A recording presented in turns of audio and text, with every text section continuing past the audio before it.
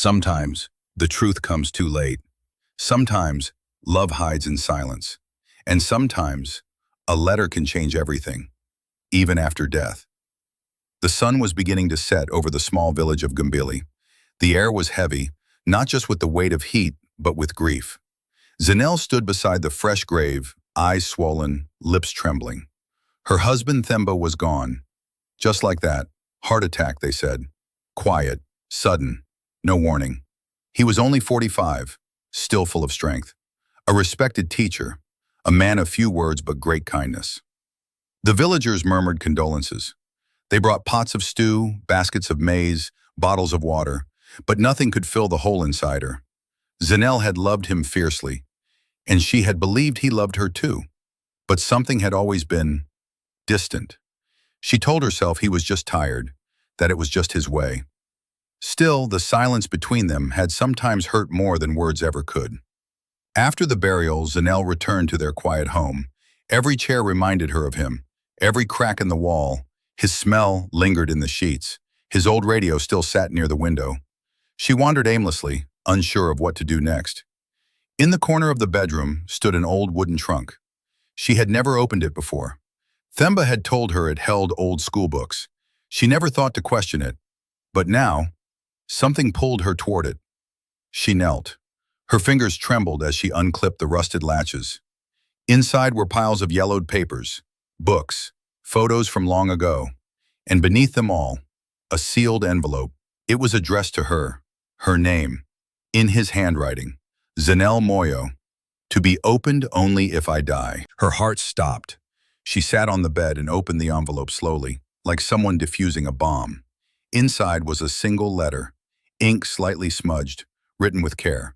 My dearest Zanele, if you are reading this, then I am no longer here. I have carried a burden for many years, one I could never find the courage to share. Please believe me when I say, I loved you, I still do, but my silence, my distance, it had a reason. Many years ago, before we met, I loved someone else. Her name was Naledi. She was beautiful, gentle, a light in my darkness. We had a child together, a baby boy, but he was taken from me before I could even hold him.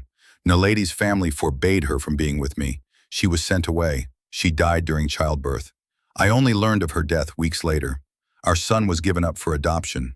I searched for years, but I never found him. Then life led me to you. You gave me peace. You gave me warmth. You gave me a home I never thought I'd find again. But the pain of that lost child never left me. I wanted to tell you so many times, but how could I, Zanele? How could I explain that part of me still longed for someone I never got to hold? Please forgive me. And if you ever find him, if he still lives, tell him his father never stopped looking. The room spun. Zanele dropped the letter, her breath coming in sharp bursts. A son, another woman, and all those years of silence now made sense, but her heart didn't know what to feel. Rage, sadness, pity? For days, Zanele couldn't sleep. She reread the letter until the words blurred. Then one morning before sunrise, she packed a small bag. She needed answers, closure, maybe even redemption. Themba had mentioned an old friend, Sipo, who once helped him during the search. She traveled by bus to a nearby town where Sipo now worked at a small library. The old man was shocked to see her. Zanele? Ah, it's been years. I'm so sorry about Themba. She showed him the letter. His face fell. I remember Naledi. She was sweet. They loved each other deeply. It broke him when she died.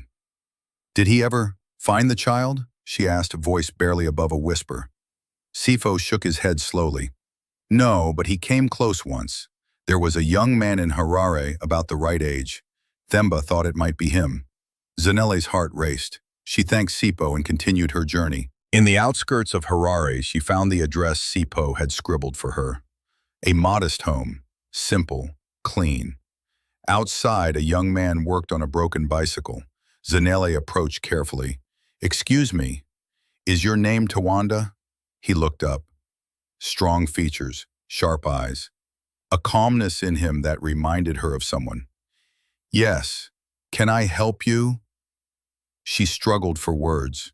How do you tell a man you might be his stepmother? That the father he never knew is dead? My name is Zanele. I was married to Temba Moyo. He froze. I've I've heard that name before. Zanele handed him the letter. He read it in silence, eyes wide, jaw tight. When he finished, he looked up.